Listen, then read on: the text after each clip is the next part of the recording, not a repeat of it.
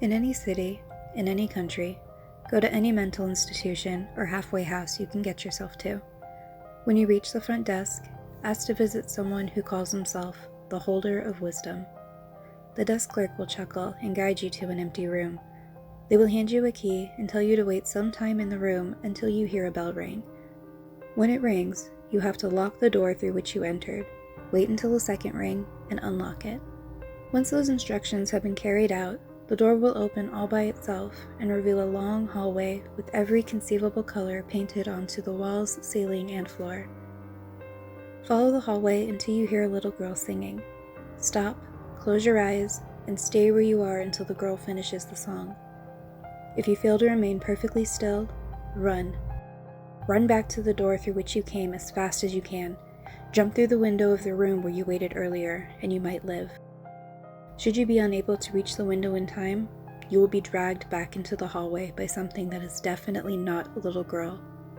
You will be pulled by this horror until time itself ends, forever feeling the pain of every soul dragged to an early grave. If, on the other hand, you manage to remain perfectly still until the song ceases, you will be free to either turn around and leave forever or venture further into this realm.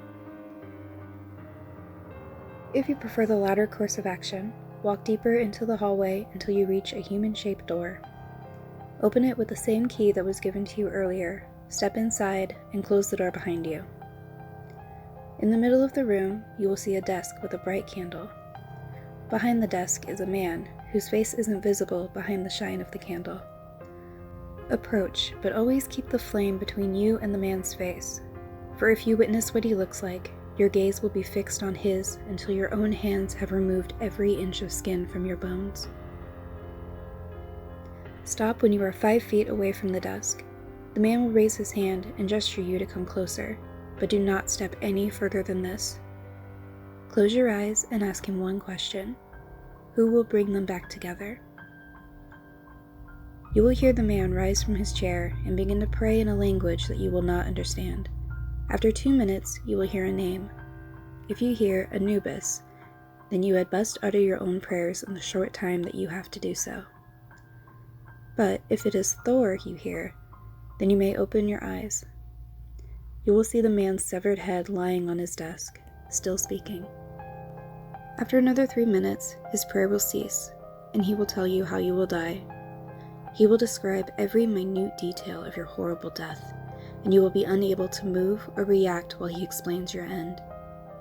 Lastly, he will describe the one who will steal your life away from you, and go into such detail as to why it is necessary that you yourself will question which would be worse, you being murdered or you being allowed to continue to live. Eventually, the head will finish its ghastly tale. It is Object 9 of 538. It is up to you what you do with the knowledge of your death. For now, it is inevitable. Thank you for listening, my lovely ghouls. If there's a creepypasta that you'd like me to narrate, please mention it in the comments below, and I'll sure to get to it in a future video. In the meantime, please like, share, subscribe, and ring the bell for notifications on future videos. Sweet screams!